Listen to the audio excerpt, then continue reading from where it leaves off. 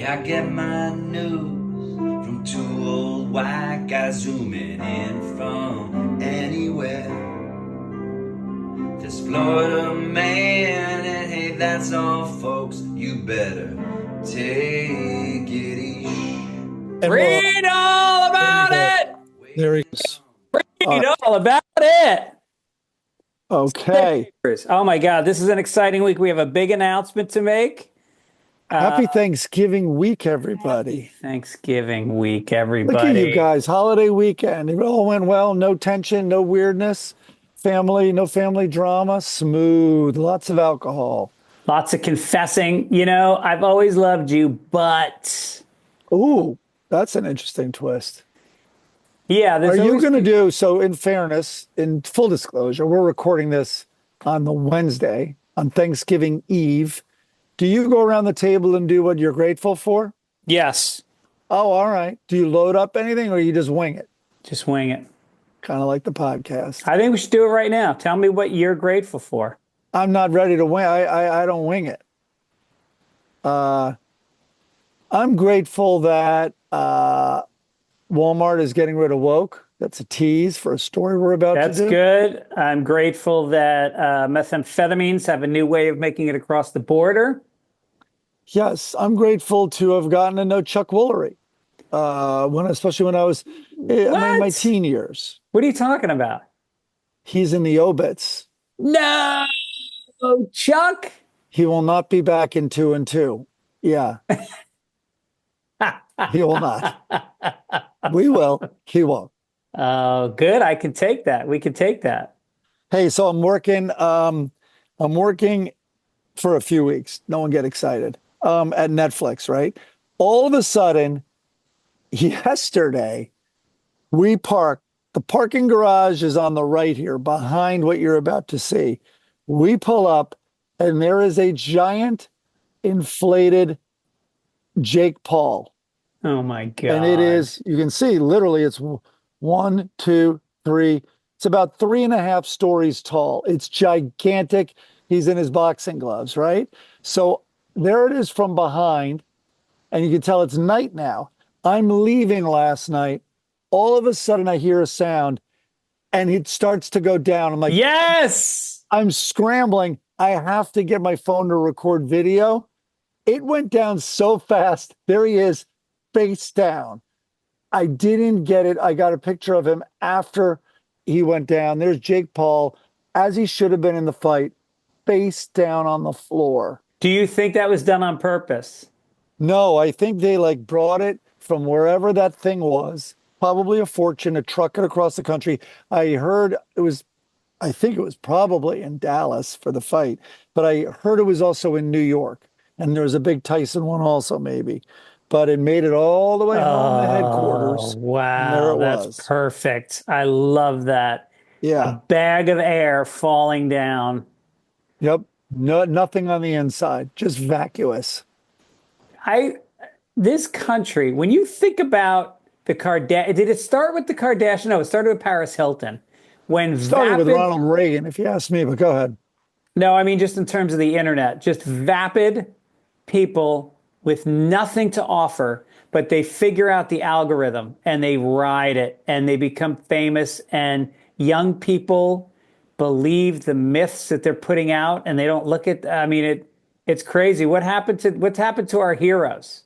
What happened to talent being a prerequisite? Yeah. Now, did the algorithm tell you to wear that hat? This hat was a gift from my mother. I will tell you, I'm going to South Africa in December for 3 weeks with my wife and kids, my stepsister, her husband, and 2 kids, my mother-in-law, my brother-in-law, his wife, their 2 sons who both have wives. What audio setting did you just touch? Oh wait, I had a phone call come in. Can you hear me now? Yeah. Yeah, now you're back to normal. Some asshole's calling me from a health.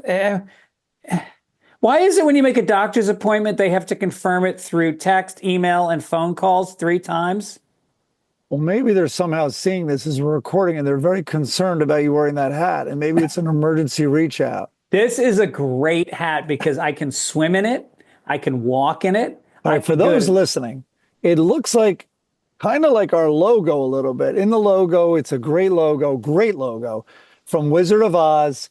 And the Wicked Witch is Greg with his green face. This is a green hat with glasses, and it's a wide brimmed hat. Now, you don't have the pointy witch part, but you are wearing a very wide brimmed, I guess you're going to call it a safari hat, aren't you? Yeah, that's right. It's what do you mean I'm going to call it? It's a safari hat. It's a lightweight. It's from REI. It was $49, and my mom got it for me for Christmas.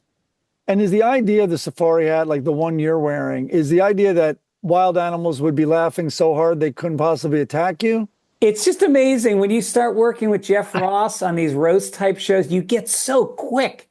You get so funny. It's like a muscle, isn't it? Yeah, the hat joke muscle. By the way, speaking of roast, I'll talk about it later in entertainment, but I watched Jeselnik's new hour. It dropped this week on Netflix. Oh, can't wait to see it. Listen, he's one of the best joke writers around. The jokes are amazing. They're very similar in theme, of course. A lot about crimes against young children, both sexual and violent. Like that's kind of his. And I wish, in a way, he did a little less that, but the jokes are bulletproof. But he ends it. I implore you to stay till the end, and we'll talk about it. But I want to mention one thing because it's about roast. He tells two true stories at the end, and one is about roasts, and it's a great story about the 3 roasts he did and one with Mike Tyson, and it's definitely worth it to make it that far. Can't wait. Hey, thing about Jeselnik, I don't know if people realize this. Jeselnik basically tours with a new hour for a year, and then he makes it into a special, and then the next year he does not tour. He doesn't make money. He performs at the Comedy Store and the Improv, and he just works on the new hour piece by piece, builds it for a year, and then he starts all over again. It's So crazy. what's great up top is he talks about that but he talks about a year ago he did this like joke in the South and someone said this, like, so he talks about the experience, and now his closer, because of a comment in the audience, was moved to his opener. Anyway, you'll see it all. It's very good. Okay. Good tease, Mike. Good tease. Sure. That logo, by the way, is Bruce Wise, who's a big contributor to the show. Thank you. The song this week, Sam Femino, kind of put some heart and soul into it. Had a little Chris Christopherson to it. I heard what's his name from Canada, of course. I'm just Leonard Cohen. Yeah. I heard a lot of Leonard Cohen in that song. All right. In a good way. Are you on board with Leonard Cohen? You know what? Here's the thing. Leonard Cohen, to me, is like Joni Mitchell and like the gym. I know I should be doing it more. I know I'll feel better after it. I also know it's good for me, but I don't do it as much as I should. I would not put him. I mean, Joni Mitchell's Canadian as he is. Other than that, I have no idea why those two go together. Joni Mitchell's album What? Blue, her album Blue is my top 3 albums of all time. Wait, you know he's considered top, I guess we could put top 5 for sure, but many people consider him the top Canadian lyricist, songwriter ever. Neil Young? No, I know, but I'm just saying, like, he's like the Bob Dylan, he's Bob Dylan-ish. No, I feel the same way as you. I respect him. I kind of get it. But I think like, who's the other? Oh, like John Prine. I get it. Everybody loves him. He's meaningful. He's quality. He's a journeyman. But I'm just not gonna listen to it. No, Prine is a little more listenable for sure than Cohen. Yes, Yeah. I agree. Yeah. I agree. Some people didn't agree with us. Last week we got some corrections. What? Unbelievable. You think after all these years, people would just realize that we're nailing it and not to nitpick, but they do. Mike said, while ending this week's show, you told us to watch your special Life on Stage. I'm such a good fan. I played You Know Me on YouTube and Life on Stage on Amazon while doing the dishes last night. Life on Stage was my last special. which You is on confused your Amazon. specials? I confused them. Oh boy. I mean, because neither name is good. What do you mean? You know me? It's not bad, right? I like that. All right. I think you picked it. I think I did. Yes. No wonder you like it. Tim Dilly said, well done. Tim Dilly is our friend who we played golf with. He donated money to the Writers Guild strike in exchange for 9 He holes ended it. He ended the strike. with the Irish Mafia. That's right. Well done, Mike. At the 1 minute, 9 second mark of the 1 hour, 30-minute podcast, Mike said that Arizona State played Duke in men's basketball. In fact, Duke played the University of Arizona, not Arizona State. Here's the confusion. The bet was proposed by our buddy Rabi, who went to Arizona State. So I just thought that's why he's interested. But you're right. Also, very important, I don't give a shit. I'll second that. I'll just story, say Arizona. That was the Leonard Cohen of corrections for the day. I was there last weekend. I was in Tempe, and did you see the end of the Arizona? Yes, they all ran on the field. They all ran on the field. I've never seen that happen in football history. It's a stadium that holds 100,000 people. I would say 60,000 of them were on the field because the game ended. But then the ref looked at it and realized there was 1 second left on the clock, and they were down by less than a touchdown. So Hail Mary could do it. So BYU received the ball on a kickoff, and there's 3 seconds left. So they had enough time to receive it. They got it to the 30, and then they called a play, threw a Hail Mary, which the guy fucking caught on the 2-yard line and couldn't push across the end zone. He would have flipped it. Craziest ending I've ever seen. It took them a half an hour to get all the kids off the field. Yeah. And they had pulled down the goalpost. They're also, that is Arizona State, and they're not bright there. They unlike are the not University of bright. Arizona. Did I tell you I figured out their school colors? Yeah, aren't they in the name or something? No, it's tan and blonde. Oh. It's uncanny how many blonde kids go to that school. David Spade. Oh my God. He's one of them. Didn't Brody go there? Yes. Yeah. I think maybe I'm confusing. He played baseball. I think it was Arizona State. All right. So there's a bunch of schools that are either state or University of Michigan. Obviously, University of Michigan, where your daughter went to school or is about to graduate. And a from big school. rivalry with Michigan State down the road. But which schools is it always the University of that's better than the city state? And Yeah, I mean, I think like University of Michigan's better than Michigan State. Is University of Arizona better than Arizona State? right, like the university school system in California, UCLA, UC Santa Barbara, is I think generally considered better than Cal State. You know, Cal State Northridge, Cal State wherever. There's very good Cal State. Well, because UC's got Berkeley, which is the crown jewel. Yeah. So I think, but I should just say I don't know. But the university ones are not. Maybe it's that they're private. Is it that simple? We're not. Yeah, I think so. I think University of Texas is better than Texas State. Right. Now, I bet there's a list that people can point to of very, very good state schools that are better than their counterparts. I'm sure that's the case, even in California. Yeah. Cal State Poly, for instance, is very good. You know, that's just off the top of my head, and I don't know a lot about it. Yeah. All right. Well, write us in if you have some responses. And then we got Meep Zork is this gentleman's name, who's been a part of the show for many years. Sure, Meep. He said the song with Moon Unit Zappa is called Valley Girl, not Jewish Princess. Did you mention Jewish Princess? I think we were... Is that another song of his?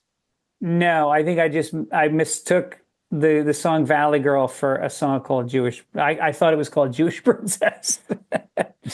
But Moon Unit Zappa is actually a good friend of mine. She's a great chick. She wrote a book called America that I highly recommend. Nice. Tour dates coming up. San Francisco Punchline, December 5th through the 7th. Come on out. I like to sell these shows out. It's my second favorite club in the country. It's legendary. Robin Williams started there, Dana Carvey, all those guys. And the women, Paula Poundstone, your own Ellen DeGeneres. Of course. Who we talked about last week, who has left the country. I don't know if that's happened yet. Well, she's better go soon because... let's celebrate. Yeah. And she might have crossed paths with a guy named Jake Johansson in those parts who had a very unique delivery. And let's just say Ellen has that unique delivery.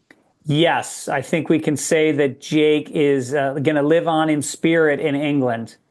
Yes. I hope she finds a little pub and starts doing stand-up on Tuesday nights at Ye Old King's Head in Bloomsbury. Yeah. Cleveland, Hilarities, December 13th and 14th. Great restaurant as well as a great club. Janesville, Wisconsin in January. Also Nyack, Raleigh, Milwaukee, Vegas, Atlanta, Hollywood, Ontario, Toronto, Pittsburgh. Go to fitzdog.com. Get yourself some tickets. Come out and see some live comedy. We have no advertisements this week. So this particular program is coming to you. Well, actually, no.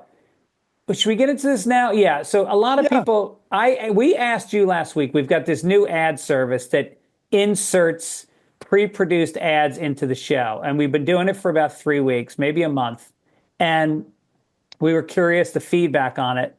And universally disliked by the listeners because the ads are dropped just right haphazardly in the middle of the show, not in the middle of a sentence or even a story. And people don't like that. And also the volume apparently is about 4 times louder than the podcast. Wow. So anyway, there's points of insertion, and I went to the app, because there's an app where I control all of this, and I removed the middle of the show insertion. So I think the only ads are before and after the show now.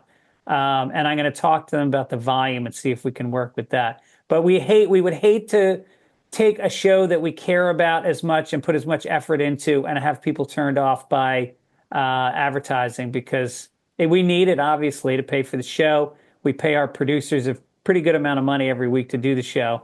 And so we need to make it, but we don't want to sacrifice the quality to do that. So thanks for the feedback. Also, maybe speaking of ads, talk about the shirts. Let's do it. Here's how we're going to make up for the income that we just lost by not putting ads in the middle of the show. We are announcing, it's official, that the Sunday Papers t-shirts are on sale as of right now. If you go to fitzdog.com, you're going to find a link for the t-shirts. They are available in extra small through XXL. You can choose, there's 7 different colors to choose from. It's a high quality cotton shirt. It just says Sunday Papers with a cool little graphic on it. And I believe you can also get a shirt that says, "Take it easy." Okay, then. Yeah. So if you want to get that, that's also available. So get on there now. Plenty of time before the holidays. These will get to you within 6 days of ordering the shirt. Mike is not handling shipping and delivery. This is being done by a highly professional company. Well, we're all caught up. It's a year later, and I think we're all caught up on the koozies. So now we can launch the t-shirts in a professional manner and pick them up. I believe they're $26 plus shipping and handling. And we'd love for you to support the show. We'd love for you to walk around and people ask what's Sunday Papers, and then you tell them, and we get some more listeners. And it's just a great way to say, hey, thanks, guys. And we hope you're proud of the show and you want to walk around with it on your chest and your tits. Oh, fellas. Hey, now. All right. Do we have a piece of paper? Let's see. I have some whole cashews from Trader Joe's. Oh, that's going to serve it. That does it. That'll serve the purpose. Extra! Extra! Read all about it! Extra! 2 inmates. This is a great story. 2 inmates in solitary confinement have revealed an exceedingly unusual way they got pregnant without even meeting. Daisy Link, 29, gave birth to a baby girl on June 19th while serving time at the Turner Guilford Correctional Center in Miami.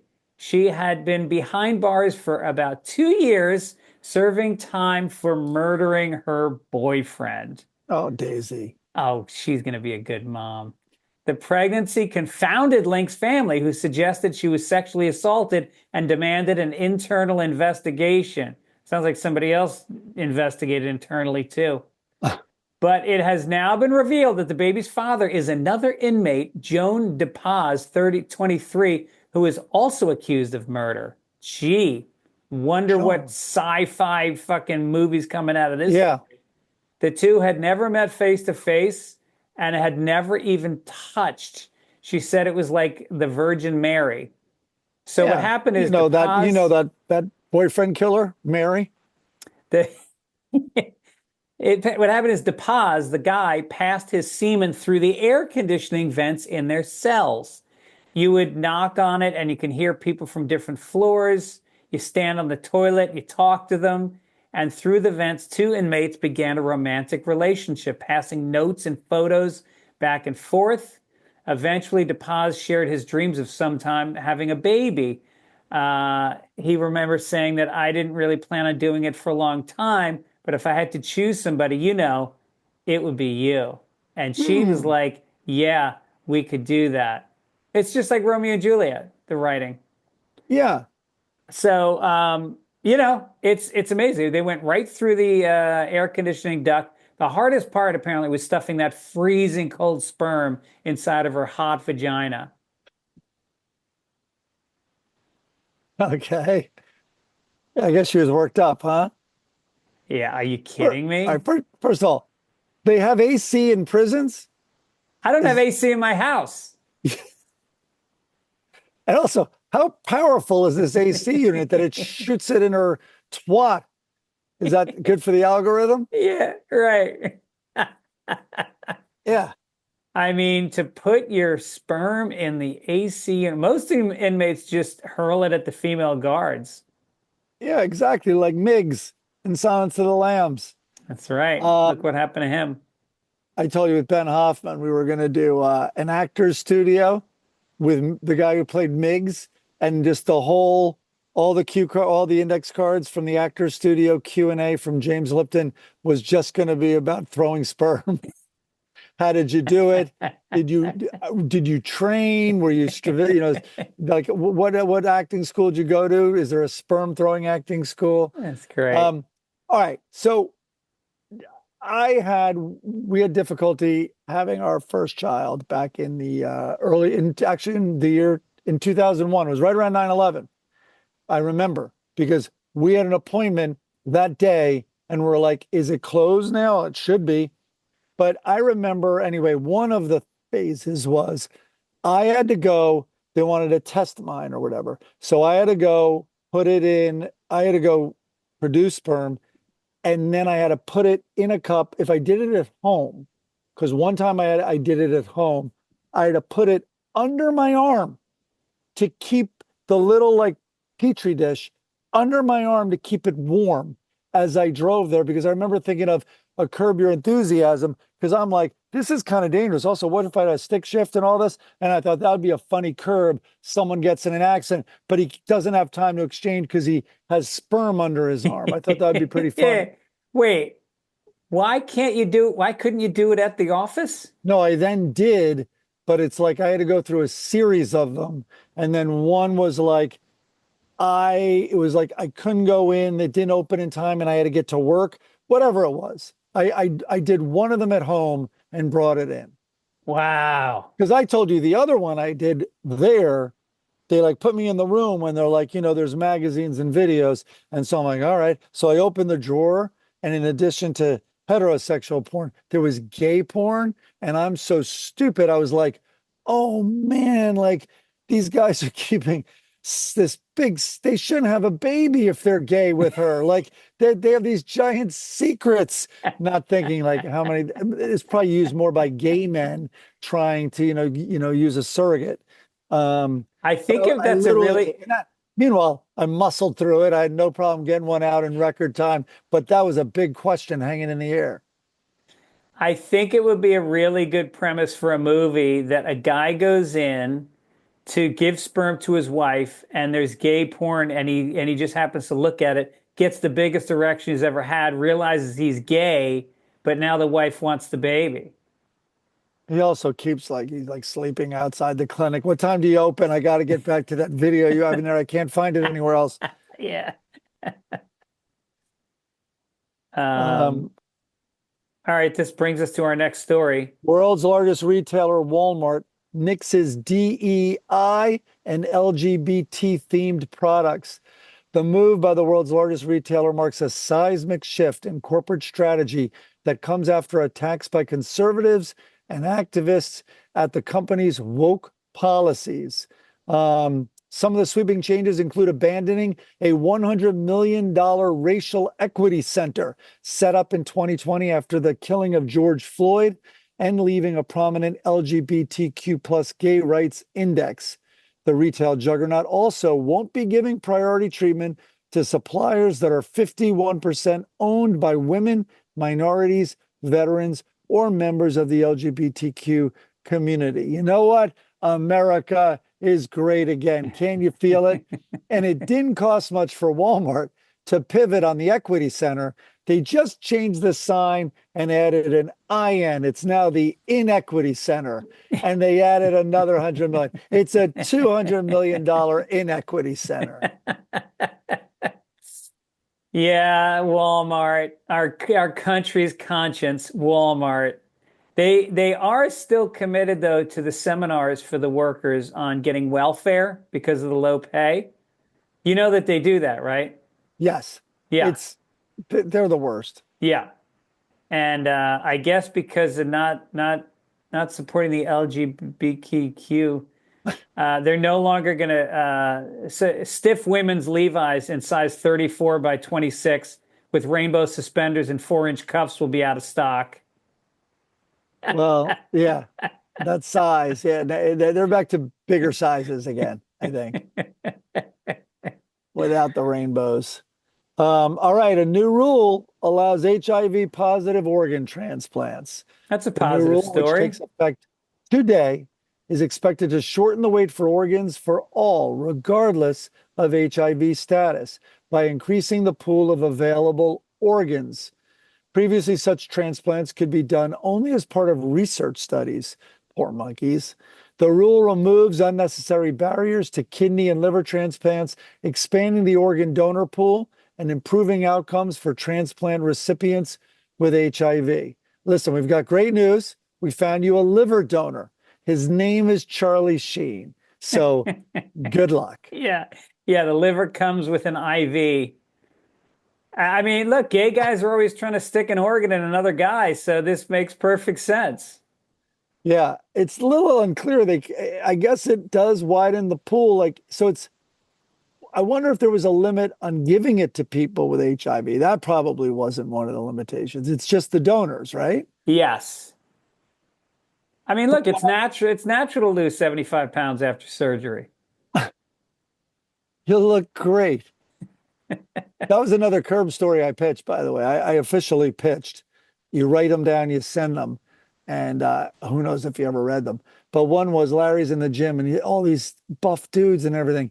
And it turns out they're gay. And he's like, what do you do? What's going on? He's like, well, I have to work out. I'm HIV positive. He's like, well, tell me more about it. And anyway, long story short, Larry decides, I'm just going to do the HIV protocol. I'm going to take the shake in the morning. I'm going to go to an HIV doctor. This guy looks more alive than I do, and he has HIV. And so I thought that would have been a good one. I like that. I don't think they ever did HIV on Curb.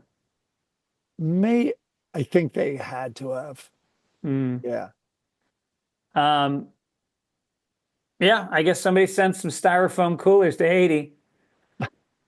Their new export. It's going to be their number one export in the country. It is going to be their number one export now. I think this is Meth you. Man, don't you? Is this me or you? Oh, this is me.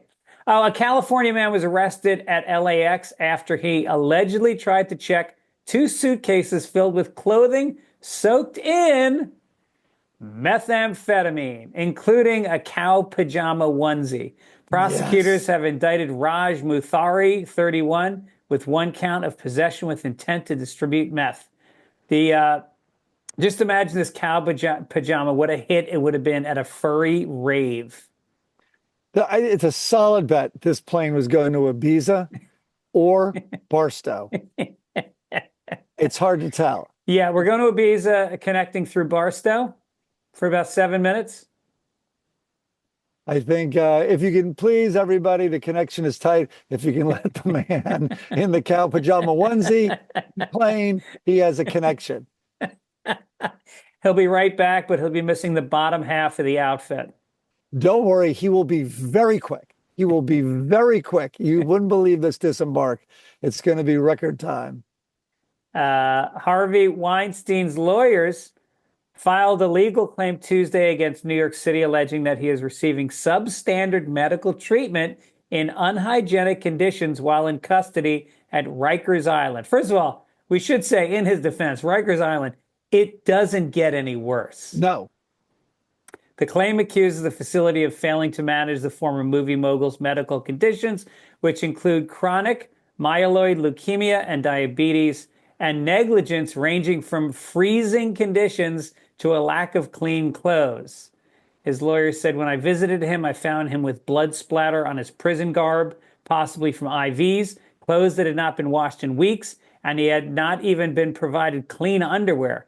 Hardly sanitary conditions for someone with severe medical conditions. He compared the place to a gulag. He also was not provided with a potted plant to jack off in. I want to. Where's Harvey's air conditioning? Does Rikers have air conditioning? He could reduce stress by jacking it into his AC. Maybe get another person pregnant. Yeah. I mean, he could sexually harass a woman in another cell. Yeah.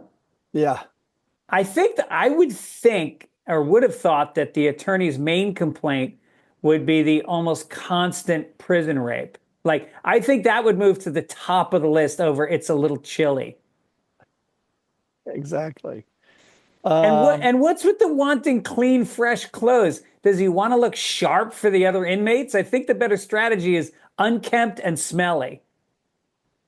If he's unkempt, I mean, he is one of the more gruesome looking people. Even Yes. when he was at like the Oscars in black tie, he looked like a pig. Do you think, very unpopular question, I'm just going to say that out front, very unpopular question. Do you think, especially with this stuff, right, is there a chance to some people, the minority, he gets To black sympathetic? people? He what? To black people? No, that he gets sympathetic. Mm-hmm. When his story is told and he's dead, right? And you look back on it, I'm wondering what the most heinous, if you were dealing with someone who viewed him as sympathetic, what's the most damning story you tell first? Well, I don't know which one that was. You mean if you're trying to remind people how bad he was because they've forgotten? I mean, I know there was forcible rape. There was definitely women held down and raped, but there was also that's all you need. There was also systematic, like, just fucking being gross, jerking off. Oh, the systematic in front of people. exploitation. Yeah, absolutely. I mean, women who lost their jobs because they wouldn't have sex with them, and But if he dies in really rough shape, as an old man riddled with cancer in Rikers, you're going to get some people who take his side in thinking the punishment was too harsh. I'm not saying he should be free, and I'm also not one of those people. I am just entertaining the thought. I think they're making it easy for people to say they went too far with this guy. Well, I mean, look, there's a consensus among a lot of Americans that if you ended up in jail, you don't deserve any human rights. And I don't agree with that. I think there's a lot of people in prison for 3-strike laws, fucking pot possession, circumstantial things where maybe they're innocent. So I think there should be a baseline quality of life for people in a prison. But that shouldn't include conjugal visit AC units. No. That should not come with it. Right. Right. Let's do some entertainment. Okay. I have a letter right here. You have cashews. I have this gentleman's. Oh, it's a blank piece of paper. I got it. All right.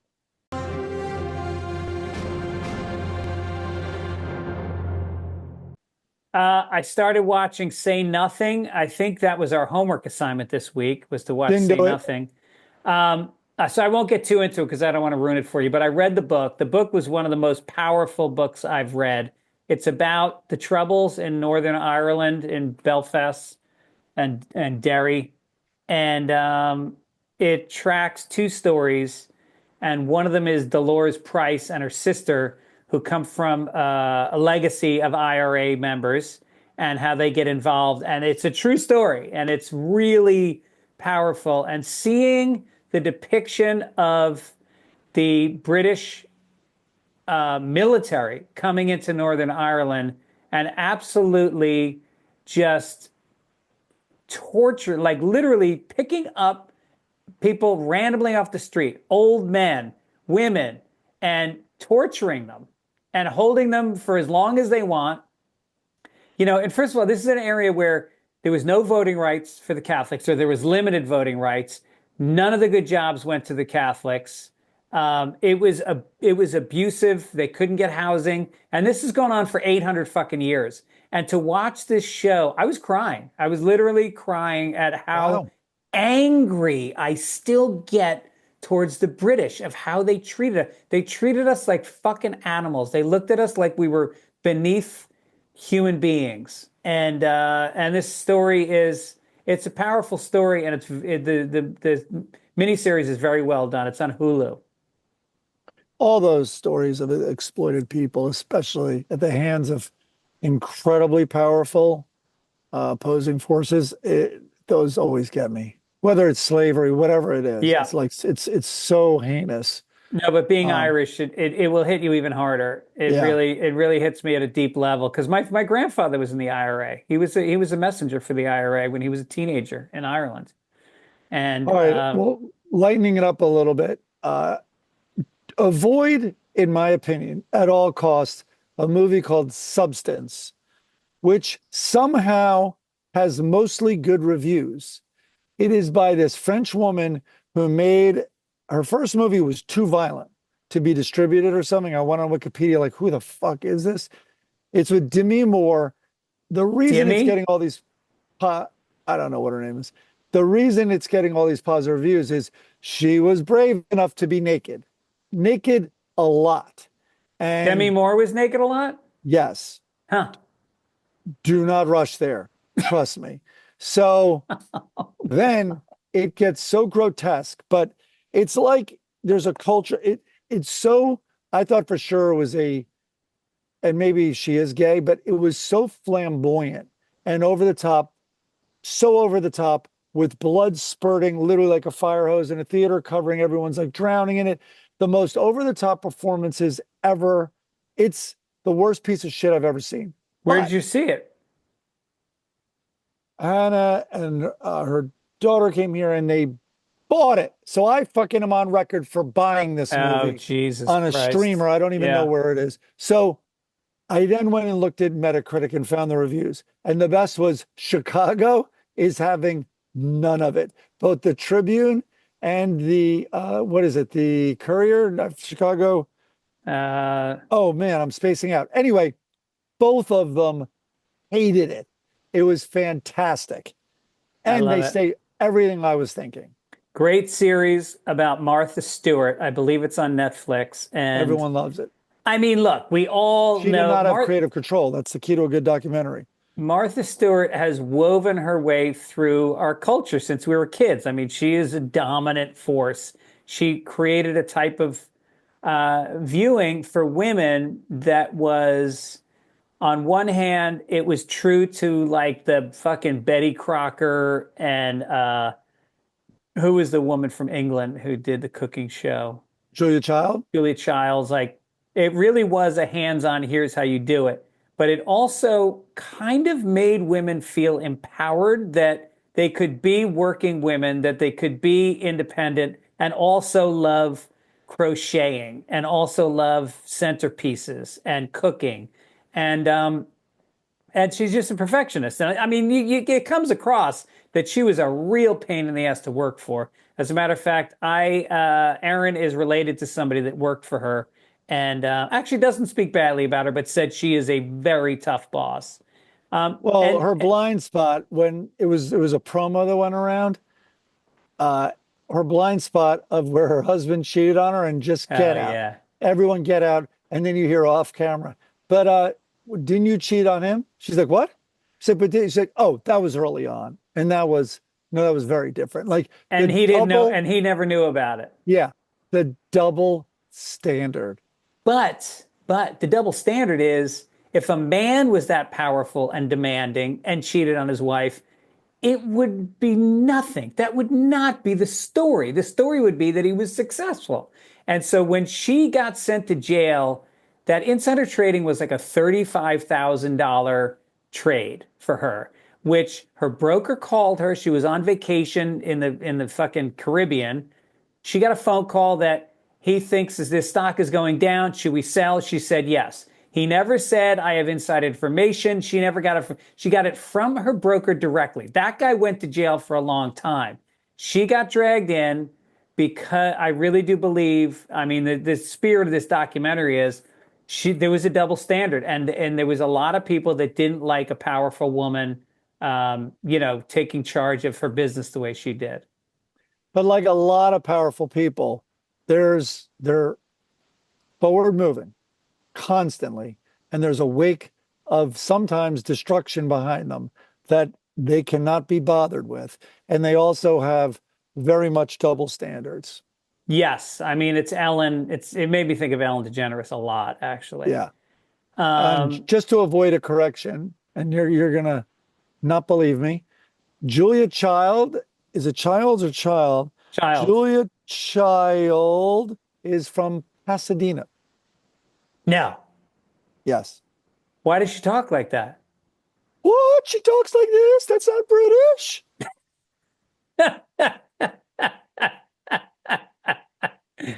Oh, God. Julia Child was born August 15th, 19. I should have saved that, even though it's not this date. 1912. She's an American chef, author, and television personality. She's recognized for having brought French cuisine to the American public with her debut cookbook, Mastering the Art of French Cooking. Well, she was married to a British guy. Is that what you're going to say? No, I'm just trolling people. No, I don't know. She was married to Paul Cushing Child, an American civil servant and diplomat. Yeah, but he was a diplomat. He was ambassador to England. So British, born in Jersey. Died in Lexington, Massachusetts. Perhaps one of the most American cities of all time. Wow. All right. If we're going to get hung up on details. I also have been watching season 2 of Bad Sisters. Season 1 was one of the great experiences in TV watching that I've ever had. It's an Irish show. Yep. Season 2 is good. It's not as good. Very hard to follow up a great first season. I mean, think about how many shows, like even, what was the soccer show with the guy from SNL? Oh, yeah, Ted Lasso? Ted Lasso. Great first season. Second season, awful. Well, that's why. I mean, the real greats, Sopranos, The Wire. Game of Thrones, The Wire, Breaking Bad. You know, someone reminded me, it's like, this is how you know a truly great band. When in concert, they say, we're going to play you a new one, and you are psyched. Yes. You can't wait to see this evolution. Where are they going? Yeah, when I go to see Foreigner and they say we got some new stuff, I'm just like, let's fucking go. Oh, by the way, speaking of that phrase, in Say Nothing, there's a scene where the IRA is throwing Molotov cocktails at the British, and one of the guys goes, "Let's go, let's go," and they kept saying, "Let's go." It's like, no. That phrase started last year. I fucking hate it when there's a period piece that uses vernacular from current times and the writers don't notice. Nobody said let's go in 1972. You don't, Greg, let's go. The way he said it, it was like, you know, the way people say it now? Yeah, no, of course, with a ton of O's. Yeah, it was that. Really? Yeah. Is there also another scene where some girl goes Hak Tua, I hope which so. also I hope that's was in around episode before 3. her? Yeah. I think it was Lil Kim, but it was also all those sayings are also most of them. They're around, and then someone though does it and it goes viral. All right, you already talked about Justin. Let's move on to. Well, no. So I want to say after the roast story, it's the second to last thing he does in the hour because he just tells a joke at the end. But he then tells a very true Norm Macdonald story, and it's great. Really? Yeah. Okay. I like that. All right, time to make America Florida.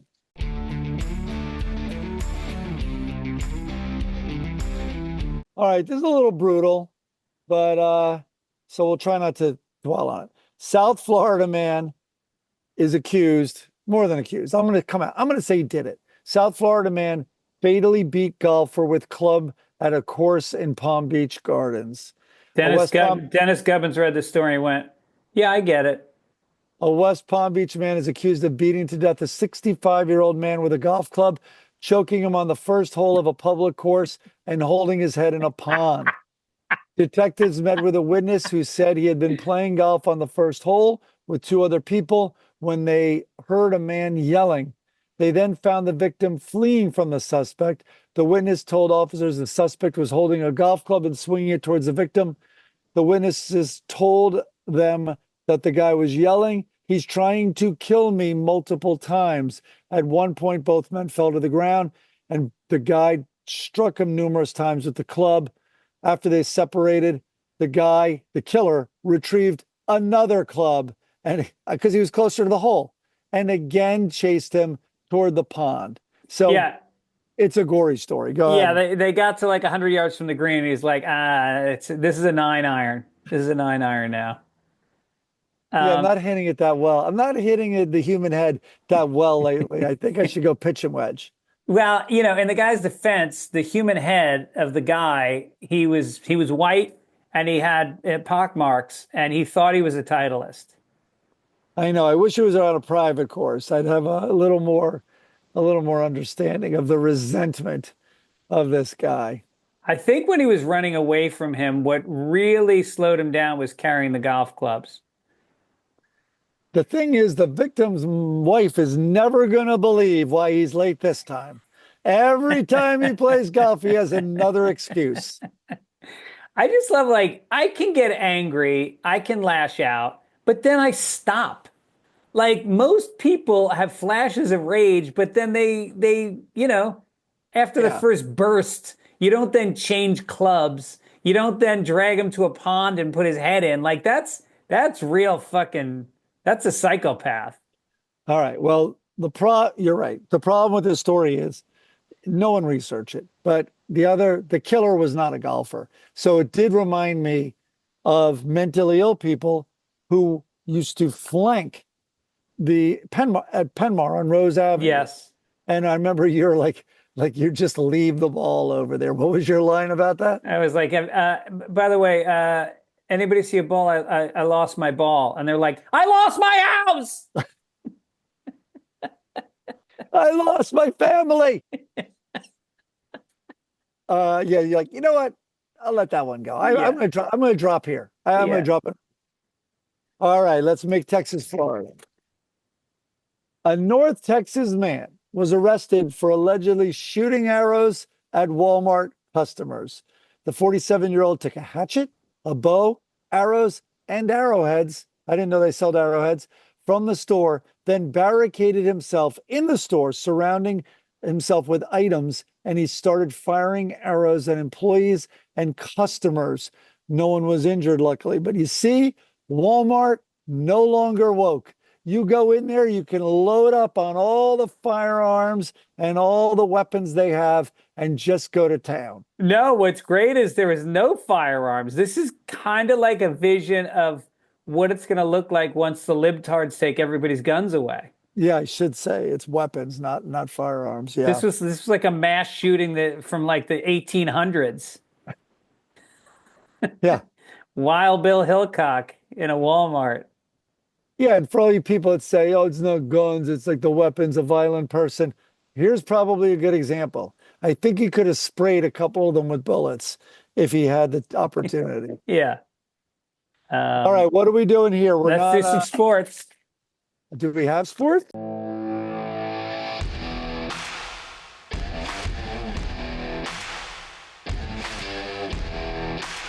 Yes, here's what we have in sports. Mike Gibbons, who I guess the World Series was in October, and he lost $100 to me. It's now almost December, and the $100 has not been paid to me. Here almost it comes like right goddamn now. Almost like No, the it was koozies. not $100. It was $100. Was it really? Okay. Yes. Boy, I caved fast there. I thought it was 50. Okay, it's 50 with a B. All right. Whoops, up here. It's coming right now, but I already paid you for the koozies. The koozies came in last week. Got the 100 now. Now I can take my wife and my mother out to dinner tonight, somewhere cheap, maybe In-N-Out Burger. I know, it's unbelievable. Don't order in because it costs like $60 for a burrito when you order in Los Angeles. Oh, it's crazy. You don't have to wait for me. All right, let's go to international. You've been served.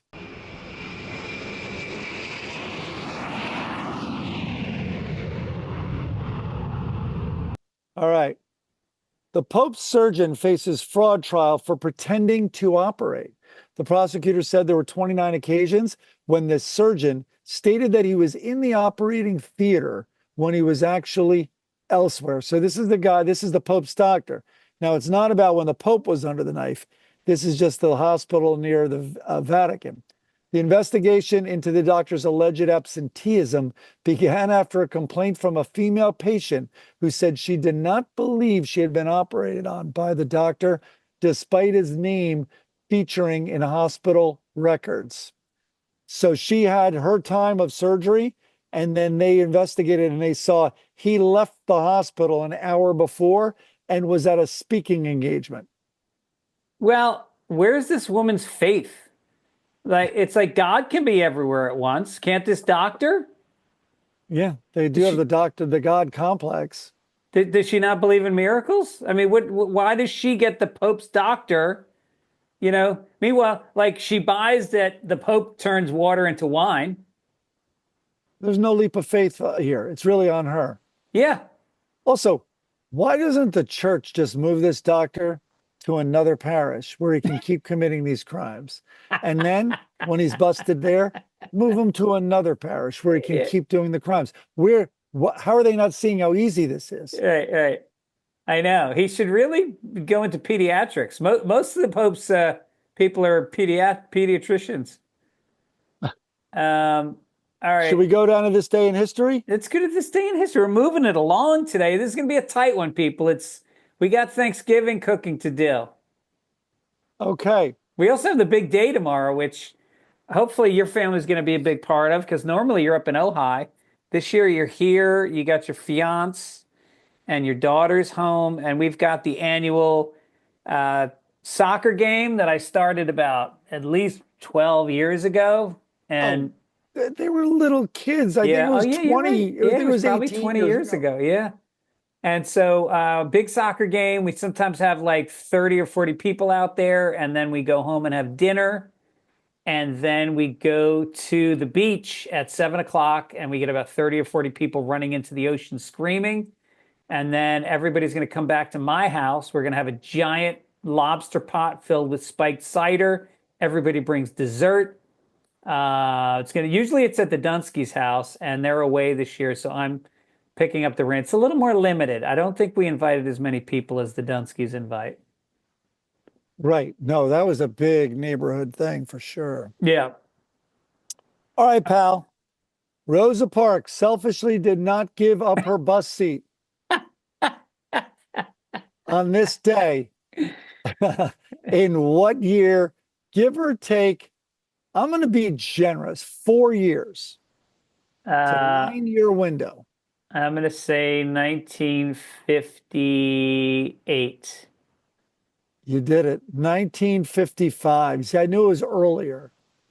Yeah. Um, you know, the details about that is she actually sat in a seat that was approved for black people, but then more white people came on the bus and the bus driver got up and moved the row back one. Oh, And that's when she refused to move. yeah. Yeah. So she really wasn't that brave. She was just, the line was in the sand. No, but also it's a fascinating story. So this bus driver and she did not get along. So when if there were no seats in the front, when you were an African American and you had to pay, you had to come in the front door, pay.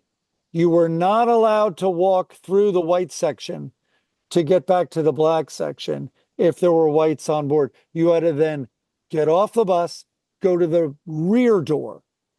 So a time very close to this, before this, she got on paid and then she tried to walk. He's like, no, you know the rule. You got to go out through the back door. When she got off the bus, he closed the doors and took off after she paid. No. Yep. Fucking It's asshole. so hard to imagine that 75 years ago, I was born 12. You were born 11 years after this. that in this country, people based on the color of their skin were told where they could go, where they couldn't go. And this is after, constitutionally, there was supposed to be equality. And still you had, what do they call them? Jim Crow laws? Yeah. Crazy. And then people want to go, oh, black people should just get over it. It wasn't that fucking long ago. I look at how angry I get about the Irish Right. around that Yeah. I same was trying to time. point that out. And Yeah. I can't imagine how black people feel. I don't even live in Ireland. No. No, Anyway. it's unbelievable. But a new topic that's been floated is white reparations. You know Yeah. about this. What's that? White reparations is to compensate white people who might not have gotten a job because of quotas and because of woke America recently, handing out jobs and stuff and skipping white people's resumes and all that type of stuff. White reparations, I wish I were making it up. We're thinking of doing it on this roast of the year that I'm working on Netflix, and we start riffing in the room of white reparations. Also, let's go back to the civil rights movement. You know how expensive it was to build 2 bathrooms, one for black men, one for white men? Those white people need to be paid back for that. Right. It was costly. Yeah. 2 water fountains. Yeah. Yeah. The baseball bats that we bought to break up the marches, those are Louisville Sluggers. We had to train German shepherds not to attack white people. That's a whole extra layer. Not all the dogs can do it. Yeah. Right. All right. On this day, in Okay. what year was the legend Richard Pryor born? I'm going to give or take 3 years, again, generous. Well, he was big in the 70s. He was around in the late 60s. So I'm going to give him my mother's birthday. My mother was born, no, a little earlier. I'm going to say 39. 1940. Nice. Yeah, my mom was 42, but I figured he's a little older than her. The first World AIDS Day was held. Oof. The first World AIDS Day was held, give or take 3 years in this year. All right. I worked in a hospital in 1983, and that was when AIDS was just coming up. Like literally, I delivered food to the rooms of the patients, and there were I forget what they called it back then, but it wasn't even called AIDS in 1980. Maybe it was 82. They didn't even call it AIDS in 82 or 83. It was called something else. And I had to wear a mask and plastic gloves, and we used disposable silverware. So AIDS Day would have taken a few years after that. I'm going to say 87. Golly, 88. Nice. Look at you. You're undefeated. I'm 3 for 3. the world's first moving assembly line debuted, used in manufacturing Model Ts at a Ford factory in Highland Park, Michigan. The innovation was the idea of owner Henry Ford, and it revolutionized the auto industry. This revolution was on this day. In what year, give or take 4 years? Look how tight the windows are getting because I'm on fire today. Well, I mean, you have a lot of clues there. It's the Model T production. Yeah, I would say I know that people were driving in the 20s, so this must have been before that. I'm going to say 1911. Lordy Lou, 1913. Hey now. I mean, maybe we should get out. I don't know, Madame Tussaud, who cares when she was born?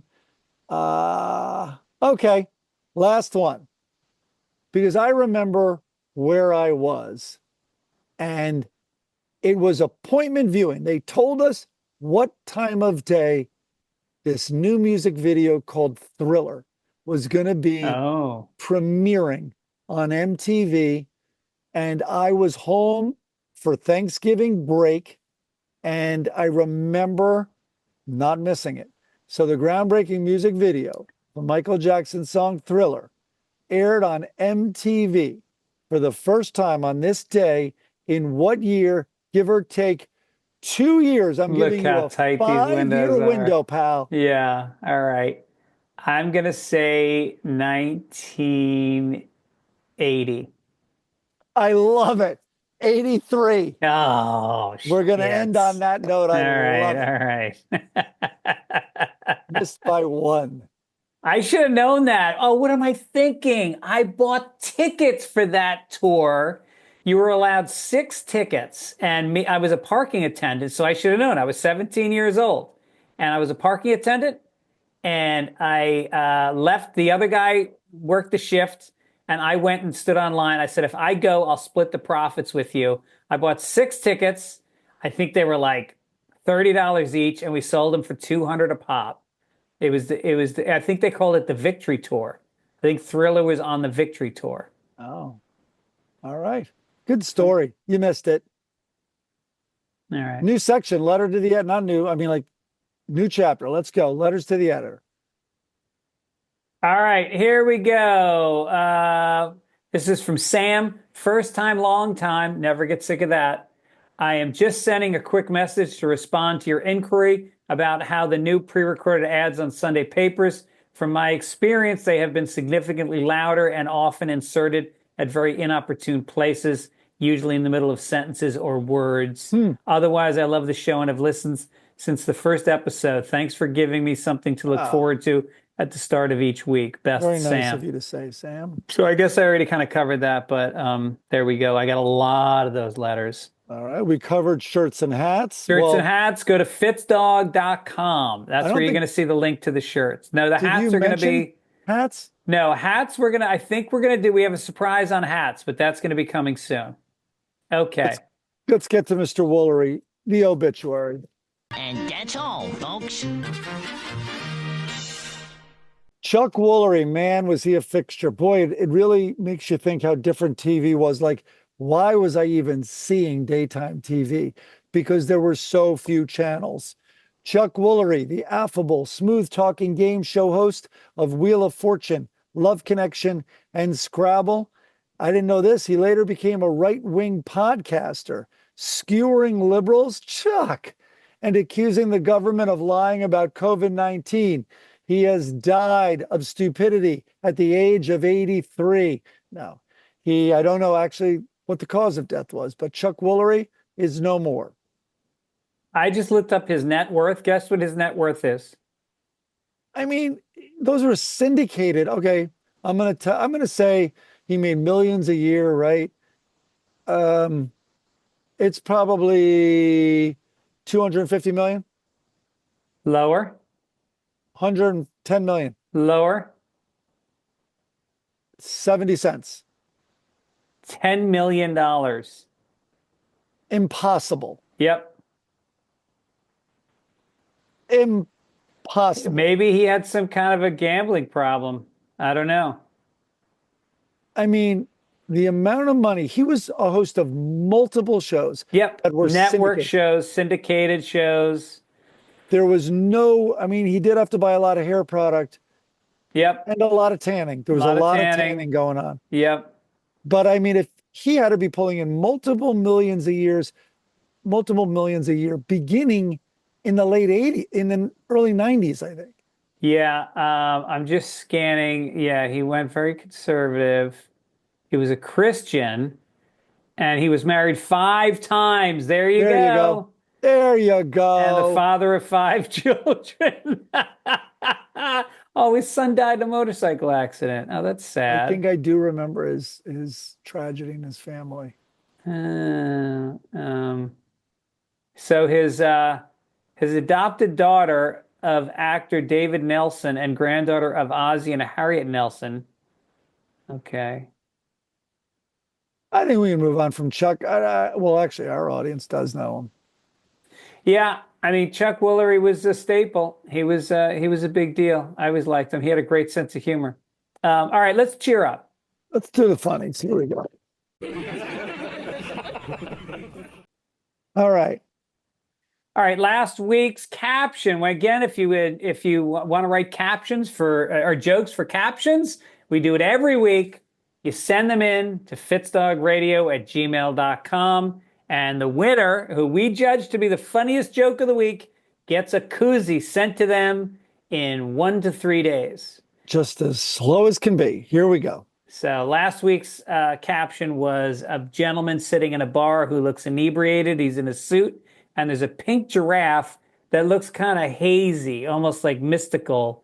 And he's Yeah. standing there, and the giraffe is talking. Yeah, the guy's trying to shake it off. He knows he's seeing a vision, a hallucination. So Kurt says, the last time I took a drink, I was mauled to death and abandoned by my herd. Anyway, sorry for the loss. Enjoy your blackout. A lot of information there. Okay. Yeah. Mike Sikorsky from Pittsburgh said, that glass of absinthe has you higher than my pussy right now. Seemed like any way to get that word, that P word in there. Yeah. In that Felt joke. a little like he From forced it Pittsburgh, PA. in. Brian Woodhouse said, once you go pink, you'll never rethink. All right, Brian. Okay. The giraffe's hitting on him. Okay. Woody said, sorry, all the unicorns were booked. Okay. He Rich, wanted to see a unicorn, I guess, when he drinks. Emmanuel Huna said, I used to be a chunky pink elephant. See how Ozempic works? Changed his species. Okay.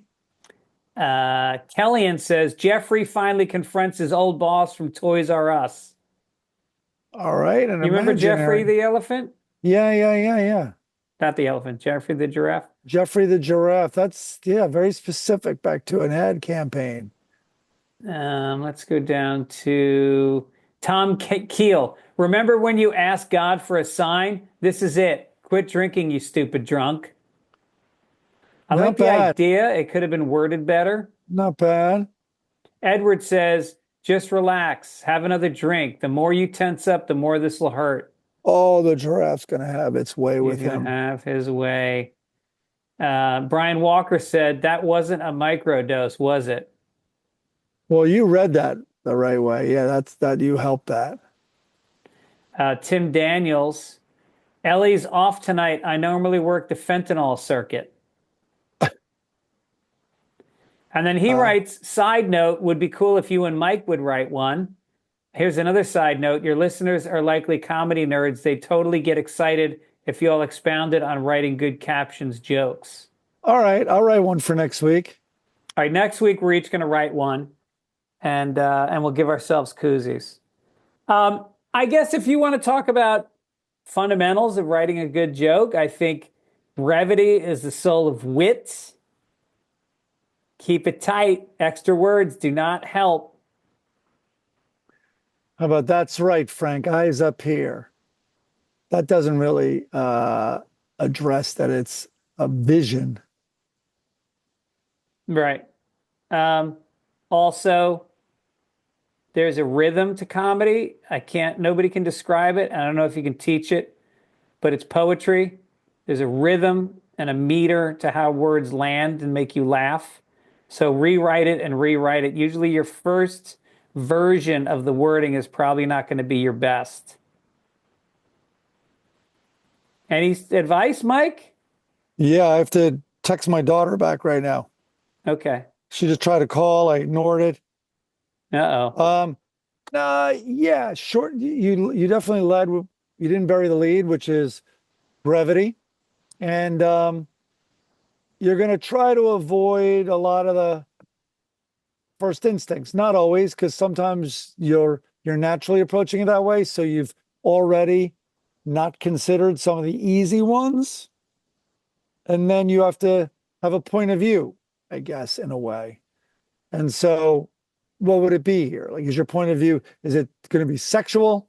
Is it going to be drug related? Sometimes they can be very quirky and, sort of they take a left turn. Those are rarely the first instinct. So those are worth looking at. Yeah, sometimes you got to say to yourself, are they going to get 10 of this joke? In which case you probably are not going to make the finals. Yeah, and the joke is one thing. It's a little like what I'm teaching in the sitcom class. Like, your character really has one want. Don't split the drive. Like, it's also he wants to be, win approval from his parents in addition to getting this job or whatever it is. So really try to make it one goal. It lends power to your story. That simplicity. And same with a joke in a way. You don't want to, like, for instance, the last time I took a drink, I was mauled to death and abandoned by my herd. Anyway, sorry for the loss. Enjoy your blackout. It seems like there's a bunch of things going on there. Yeah. All right. Next week, the caption is... Did you pick a winner? Oh, no, let's pick a winner. Do I'm sorry, everybody. I'm trying to get out of Jesus. sending a koozie. I know. Well, I like Once You Go Pink, You'll Never Rethink. That's cute. I like Jeffrey because it's a good poll. It's a good reference. The simplicity of the asking God for a sign wasn't bad from Tom. Yeah, I feel like that the wording could have been better, but it's a good idea. That wasn't a microdose, was it? I like the one you read by Brian. That wasn't a microdose, was it? Yeah, Brian Walker. I like that. Because the problem is, Brian, you had Greg help you out, because the way it was written, it could have also been like, that wasn't a microdose, was it? Or like, there's many ways to read that. So you have to help the reader in the writing of your joke. Yeah. All right. Congratulations, Brian Walker, the winner of this week's koozie for the caption contest. Next week's caption is, it looks like there's kind of an alley. In the background, you see a sign that says Easter Bunny here today. So clearly there's a store that has an Easter Bunny as a promotion. But now we're in the alley around the corner from the store. And the Easter Bunny is standing there with the head of his costume off, smoking a cigarette. There's a little kid in her mother's arms, and he's very upset. His mouth is wide open. He's looking up at the sky. He is clearly disillusioned and upset. Did I describe that? Well, I mean, people are going to see it, right? The kid's distraught, holding his head in his hands. He's looking up to his mom. He's fallen to his knees, and he's saying something to his mom about this cigar smoking on a smoke break Easter Bunny. I think it's a cigarette. I don't think it's a cigar. Okay. And by the way, Jason Love was our illustrator for this. Shout out to Jason Love for the caption. All right, I already have mine. I know what I'm going to submit for next week. Oh, good. Yeah.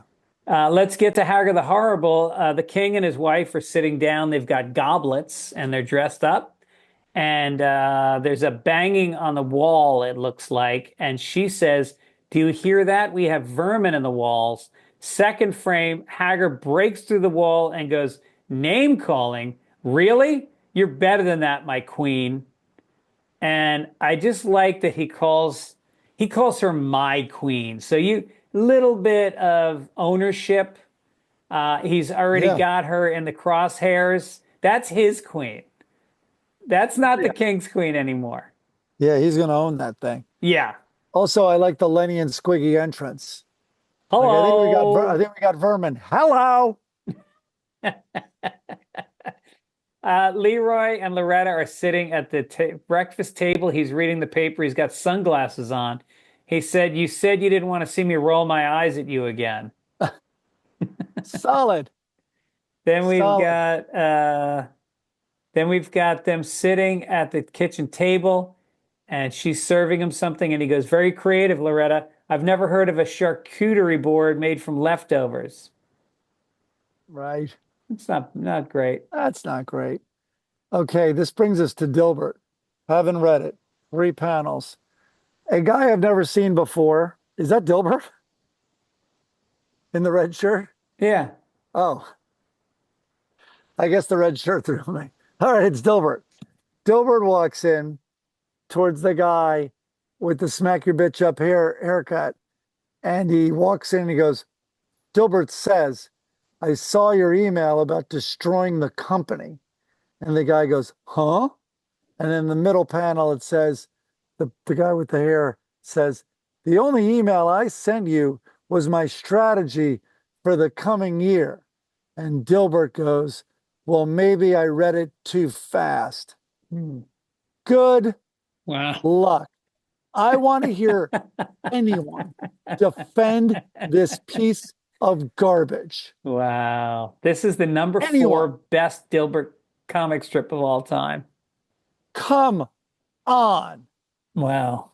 Is it just a bad attitude? Is that what's funny about having a bad attitude? Unless he said that the plan is so bad that it's going to destroy the company. But I think that's giving it too much credit that that's what he meant. I mean, this is as funny as something that says, Mondays, am I right? Like, that's it. It's an attitude. Yeah. It's a bad attitude at work. Is that still funny to anyone? This is from 2016, by the way. Yeah. Okay. All right. Well, listen, Dagwood's sitting on the couch. His hands are in his pocket. Who else sits and watches TV? It's already that your wife's fucking working. She's cooking and you're doing nothing and sitting on the couch. Now you're going to have your hands in your pockets on top of it. And so then Blondie walks in with a pie and she goes, sweetheart, I'm running late to get to a catering job. A job. She's going to a job. Yeah. Cooking. And she goes, I need you to take this cherry cobbler to our new neighbors across the street and welcome them to our neighborhood. Thank you, honey. You're the best. And he's holding the pie now on the couch. So now you see a frame of him looking at the pie, a frame of him looking at camera. Final frame is him at the neighbor's house. The couple's out front and he says, hi, I'm Dagwood Bumstead. I live across the street. A pizza supreme and some hot wings will arrive here in 15 minutes. So he ate the fucking pie that his wife slaved over while he sat on the couch. And now he's going to spend the money that she's making at her catering job to give to these new neighbors, an inferior gift to them. Why? I could see you sitting with your hands in your pockets trying to just dampen down that erection that you'd have constantly living with her. Oh, my God. I would have fucked the pie. I would have been like American Pie. What a wholesome Thanksgiving cartoon, comic, funny. All right, we did it. Tight one today, which I think the audience will appreciate. Not as tight as you thought. Weren't we trying for 110? We're going for 110. This was 118. Don't forget to support our sponsors, whoever they were, whatever they piped in at the beginning and the end of this. And we're going to remind you guys, we're both going to talk about Say Nothing next week. Hopefully I won't get so emotional. I think it made Mike uncomfortable. Is that what happened? Yeah, you switch topics really fast, like that's getting too dark. Oh, no, I switched it broader to other repressed peoples, more than repressed, exploited peoples. Yes. And, well, we did a whole episode without any politics. There was no mention of politics. I feel like last week we went a little heavy and, this week, I didn't plan it this way, but it's just the stories we pulled. Well, anyway, America's great again. I mean, we covered that in Walmart. Yep. Don't forget T-shirts available. Go to fitzdog.com, click on the link, get yourself a T-shirt for the holidays. Get it for yourself, get it for a loved one. And koozies also available for the holidays. Get them. We should have made a package deal for both, but we'll do that next year. Yeah. Thanks for listening. And this week, on Fitzdog Radio this week, I had a great guest. I had Sam Morrell, who was amazing. That's out right now. And then next week, I got Howie Mandel coming on. I spoke to Sam this week. He's doing Did you? He's doing the New Year's show. You sure about that? Am I sure about what? That he's doing it?